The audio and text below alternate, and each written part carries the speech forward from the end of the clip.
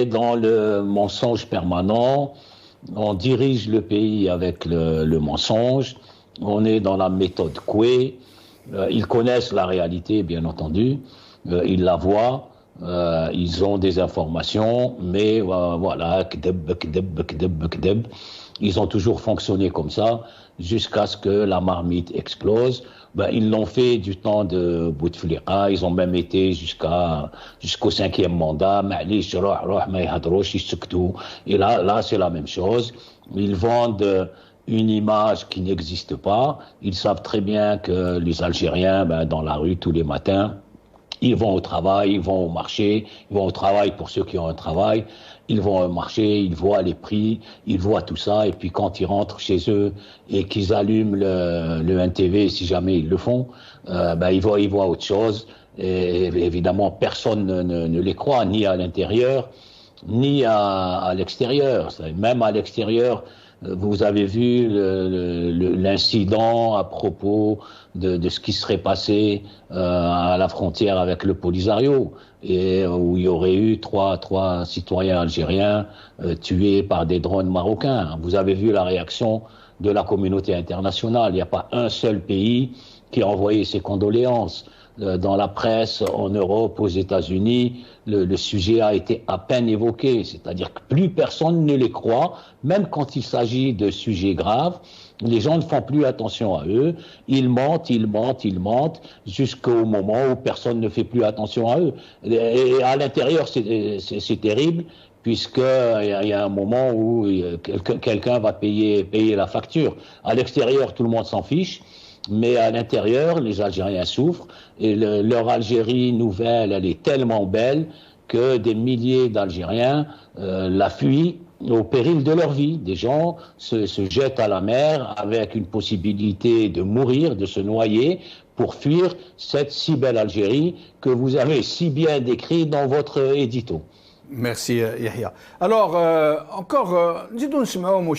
va encore les écouter avant d'aller vers Anis El-Qama. Quand on n'a rien à offrir de la réalité, on tombe on raconte, mais ça c'est pas nouveau, c'est-à-dire ça existait avant du temps de Bouteflika et avant Bouteflika, et ça existe dans d'autres pays, dans d'autres dictatures, où ils racontent des choses à leur population, alors que les gens voient parfaitement ce qui se passe, et à un moment se révoltent, et quelquefois ça explose. C'est pour ça qu'il y a des explosions sociales dans les dictatures, alors que dans les démocraties, il y a des grèves, il y a des mouvements de contestation, et puis ça se règle à l'amiable. Mais dans les dictatures, il y a une telle pression, une telle répression qu'à un moment ça explose. Pour revenir un petit peu à la loi de finances, parce que c'est très important ce qui se passe, aujourd'hui lever les subventions sur les produits, c'est quelque chose de très grave.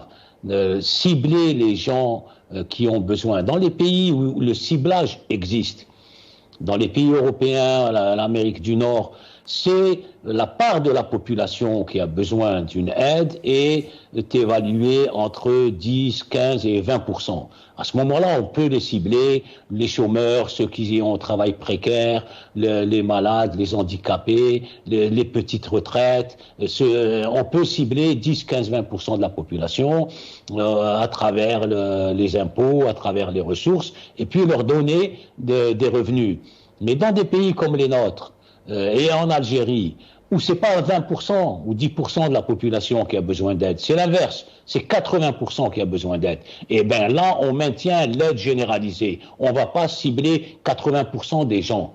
Même s'il y a 10 ou 15% qui en profitent parce qu'ils n'en ont pas besoin, ce n'est pas grave. Vous ne pouvez pas cibler 80% de la population.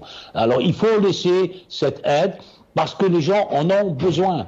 Quand un père de famille paye un peu moins d'électricité, un peu moins d'eau, un peu moins de farine, il peut donner un peu plus, acheter des vêtements à ses enfants, leur acheter de temps en temps de la viande et du poulet. Mais à partir du moment où vous levez ces prix, ce qui va arriver, c'est que ce n'est pas possible. Le salaire moyen est effectivement autour de 40 000 dinars.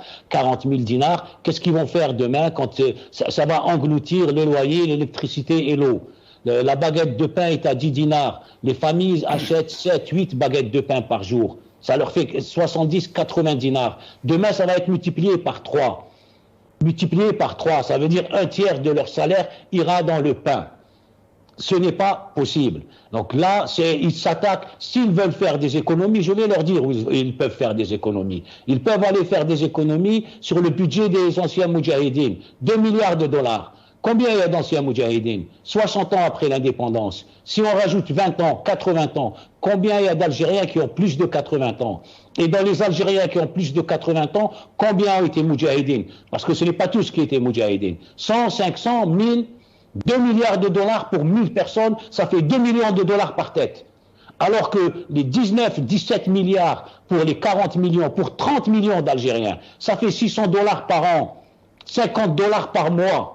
C'est ça qu'ils veulent enlever. C'est les 17 milliards Ta'zawalia, c'est ça qu'ils veulent enlever. 50 dollars par mois pour 30 millions d'Algériens. Ou 40 dollars par mois pour les 40 millions d'Algériens. C'est ça qu'ils veulent enlever. Ils veulent faire des économies, qu'ils aillent au ministère de la Défense. Plus de 10 milliards de dollars de budget. Ils construisent des hôtels de luxe, des centres de vacances pour eux et pour leurs familles. Ils utilisent des transports militaires pour eux et leurs familles. Il n'y a pas 2 ou 3 milliards de dollars à gagner ici. Le ministère de l'Intérieur, c'est pareil. Il y a 2 ou 3 milliards de dollars à gagner. Non, ils vont taper dans le budget des Zawalia. Ça, il faut que les gens se révoltent. Ce n'est pas acceptable. On n'est pas un pays développé qui peut se permettre un ciblage des aides. Quand on sera arrivé à 10 ou 15% seulement de la population qui a besoin d'aide, on ciblera. Quand on a 80% de la population qui a besoin d'aide, on ne cible pas. On donne une aide généralisée. Oui. C'est une politique contre Zawalia et contre les pauvres. Il faut la dénoncer et il faut que les gens se révoltent. Celui qui n'a pas de quoi nourrir ses enfants a l'obligation de se révolter. C'est légitime. Celui qui ne peut pas soigner ses enfants doit se révolter, c'est légitime. Et nous allons encore écouter M. Tebboune, avant de donner la parole à Anis. Il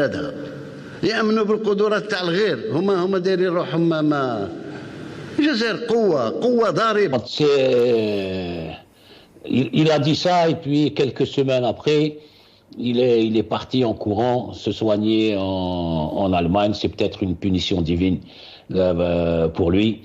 Mais voilà, c'est-à-dire qu'on est encore dans le mensonge.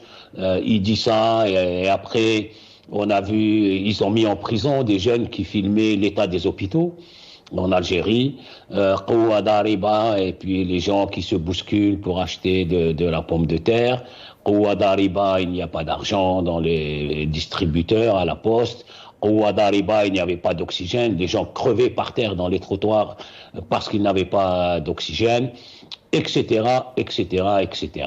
Donc ce monsieur, il peut raconter tous les mensonges qu'il veut.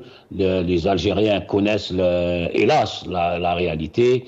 Elle n'est pas belle. Les familles aujourd'hui, moi je vous dis, ça fait pas plaisir de le dire, mais je connais des parents qui sont prêts à payer de leur propre argent la harga à leurs enfants. C'est-à-dire ils prennent le risque que leur enfant se noie en mer, mais ils veulent pas qu'il reste dans ce pays, ils veulent qu'il s'en aille parce qu'ils voient pas d'espoir et d'avenir pour leurs enfants dans ce pays, alors que c'est possible. Il suffit de changer de régime et de mettre en place un système qui va s'occuper des citoyens, qui va s'occuper de l'argent des citoyens, qui va construire réellement le système médical, le système d'éducation et les universités, etc. Donc Tebboune raconte des mensonges. Moi, j'en veux pas à Tebboune parce que tout à l'heure, il a lui-même dit alors que c'est lui qui est venu le char conduit par Gaïd Saleh. Donc voilà, c'est lui qui disait l'Ahd al-Khamsa ou Barnamij Bouteflika et ainsi de suite. Donc on est vraiment face à des gens qui gèrent au jour le jour, qui savent parfaitement qu'ils sont illégitimes, qui savent parfaitement qu'ils sont rejetés par l'énorme majorité des Algériens. La preuve, la répression. Hein. Si le pays était si beau, pourquoi réprimer des gens? Pourquoi emprisonner des gens par centaines? Ils continuent, hier, avant-hier, des condamnations contre des universitaires, et ainsi de suite. On est vraiment dans la fin d'un régime, ils le savent. C'est un régime que le Hirak a déstabilisé complètement, a fragilisé, a dévoilé au monde entier. C'est-à-dire qu'aujourd'hui, le monde entier sait qu'il s'agit d'un régime militaire et non plus parce que Bouteflika avait réussi à créer une façade civile. Le 22 février, la façade a explosé en 1000 morceaux. Aujourd'hui, on voit direct au travers, on voit que c'est un régime militaire, le monde entier le voit, et ces militaires sont évidemment incapables de gérer un pays comme l'Algérie. Ils sont incapables de gérer quoi que ce soit. Ils dévorent des milliards de dollars. On ne sait pas à quoi ça sert. Je suis pas d'accord avec c'est la 25e armée du monde. Je me rappelle que même l'armée de Saddam était la 5e du monde. C'est en termes d'acquisition, Yahya. Oui, ça veut dire qu'ils calculent le matériel acquis, l'armement, les munitions, les effectifs. C'est comme ça qu'ils jugent, mais pas sur le terrain. Hein, oui, j'ai bien compris qu'il parlait de... Pardon, Anis Kama, vous vouliez dire quelque chose? Non, c'est selon le classement de Global Ranking. C'est des classements internationaux, donc moi je ne connais pas la méthodologie pour le faire, qui a été adoptée, mais en tout cas on est dans entre 25e armée autour de cela, voilà. Il y a des armées comme ça, gonflées à bloc et qui ne tiennent pas 24 heures face à une vraie armée. Ça veut absolument rien dire. Une armée qui n'est pas soutenue par son peuple. Si l'Algérie aujourd'hui est à l'abri d'ennemis, ce n'est pas parce qu'ils ont peur de son armée, c'est parce qu'ils savent qu'il y a 40 millions d'Algériens qui vont défendre leur pays, comme ils l'ont fait pendant la guerre de libération. Donc c'est pas l'armée algérienne qui fait peur à personne, et c'est pas des milliards de dollars achetés en armement. Ça veut absolument rien dire. Et je redonne l'exemple de Saddam Hussein qui s'est effondré, dont l'armée s'est effondrée en quelques jours. Ça ne veut rien dire, ces histoires-là. C'est où vous avez l'appui, le soutien de votre peuple et qui vous pousse et qui est là derrière, et que c'est ça que craignent s'il y a des ennemis, c'est ça qu'ils craignent, ou sinon vous tenez pas la route devant une petite armée plus faible que vous qui serait elle soutenue par sa population. Donc tout cela ne veut rien dire. La puissance de l'Algérie, ce serait 1, le soutien de sa population, 2, son économie, l'innovation, la technologie, la science, la médecine, le numérique, et tout cela, on ne l'a pas. Alors venir fanfaronner comme le fait Saïd Chengriha, nous sommes à côté, tout cela ne veut rien dire. Les chiffres le prouvent. On est les derniers au monde, ou parmi les derniers au monde, sur le débit Internet. On est le dernier au monde dans le doing, j'aime pas le doing qu'a cité Anis, mais on est les derniers au monde pour attirer les investisseurs. On est les derniers au monde. On a un PIB de 150 milliards de dollars, mais qui est aux 2/3 bâti sur la ressource naturelle, c'est-à-dire qu'on ne produit absolument rien, contrairement à nos voisins. Les Tunisiens, ils ont 2500 $ de PIB par personne, c'est 2500 $ de travail qu'il y a derrière. C'est du tourisme, c'est de l'agriculture, c'est de l'industrie, c'est de la chirurgie, alors que les 2700 $ des PIB des Algériens, 90% c'est de l'hydrocarbure, de la ressource naturelle. Il n'y a pas 200 $ de travail dedans. Donc ce n'est pas la même chose. 100 $, 100 € chez un Allemand et 100 € chez un Algérien n'ont pas la même valeur. 100 € chez un Allemand, c'est 100 € de travail, de construction, de routes, d'hôpitaux, d'industrie. 100 € chez un Algérien, c'est 80 € de ressources naturelles qui tahfar ou tujbed. Il n'y a pas 20 € derrière de travail. Et on le voit tous les jours, et on le voit avec le batata, l'oxygène, le halib, les liquidités, et ainsi de suite. Donc ils racontent n'importe quoi, mais comme l'a dit au début Anis, la réalité va vite les rattraper. Alors, Anis, je vais vous passer la dernière, je vais vous infliger la dernière vidéo de ces messieurs. C'est clair. Donc, après, nous passerons à d'autres vidéos, celle de la vraie Algérie. Nous allons écouter, monsieur le Premier ministre, ce qu'il dit de l'Algérie. Dans les casernes. Ils choisissent évidemment les idiots et les imbéciles, parce que les gens qui sont à peu près normaux en termes d'intelligence, ils accepteront pas de raconter des conneries pareilles. Mais bon, passez-moi le terme. Ça commence au sommet de l'État. Vous avez commencé par montrer Tebboune, ensuite Chenguereha, et ensuite ce phénomène-là qui sort. C'est pas le seul. On en a vu d'autres. Et ils pensent que avec des clowns pareils, ils vont convaincre la population et ils vont convaincre les gens. Je pense qu'ils ont déjà eu des réponses assez claires et nettes. Le 12-12-2019 avec le boycott de l'élection, le boycott l'élection du référendum pour la Constitution, ils ont reçu une claque le 1er novembre dernier, 2020. Ensuite, la législative, et puis là, dans quelques jours, les élections locales. Les Algériens ne les croient plus, n'ont plus confiance en eux, et la preuve, c'est que le degré de répression, s'ils étaient aussi à l'aise, ils n'auraient pas besoin d'emprisonner des centaines de personnes, de menacer des milliers qui vivent sous la menace quotidienne de se retrouver en prison pour un post sur Facebook, pour une intervention sur la chaîne Mararibiya, pour un écrit quelque part. Ils risquent la prison. Donc voilà, le niveau est très très très bas.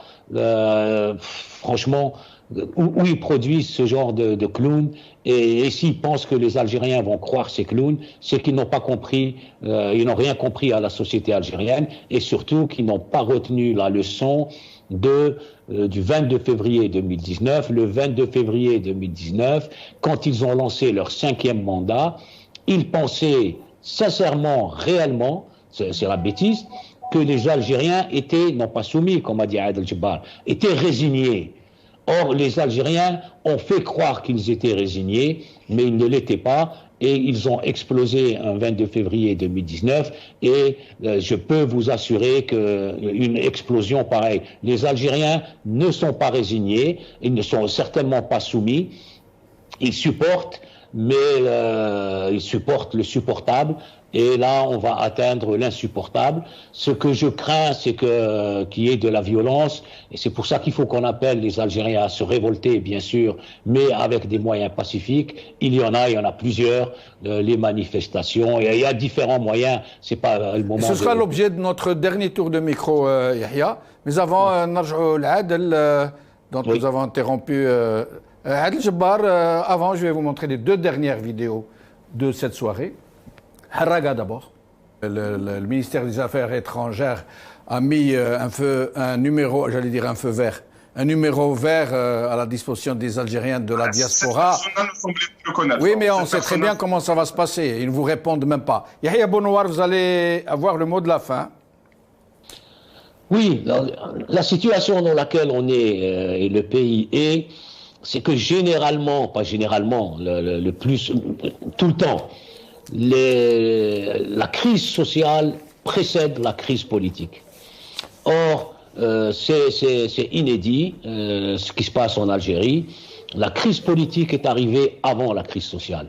Le hirak politique, il est arrivé suite à une erreur de trop du régime qui pensait que les Algériens étaient résignés et qui a appuyé sur le 5e mandat, et ça a déclenché cette belle révolution qui n'est pas terminée. Et là, ils vont faire la 2e erreur, c'est qu'ils vont déclencher la crise sociale avec cette histoire de subvention. Et comme le politique a précédé, c'est le seul espoir que j'ai, comme le politique a précédé le social, j'espère que la crise sociale va venir être encadré par le politique, parce que généralement la crise sociale commence et le politique arrive plus tard, le temps qui s'organise. Là, on est dans le cas inverse. Mais ils font la même erreur, le 5e mandat,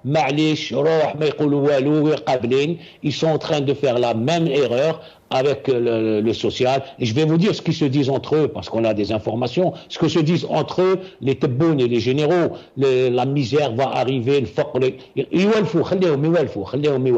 exactement comme ils pensaient et ce qu'ils disaient entre eux pour le 5e mandat. Donc on va inévitablement vers une explosion sociale et on a une chance que le Hirak encadre cette explosion sociale et ne la laisse pas dévier vers la violence. Yahya Bounoir, merci. Anis El Qama, merci. Adel Jabbar, merci.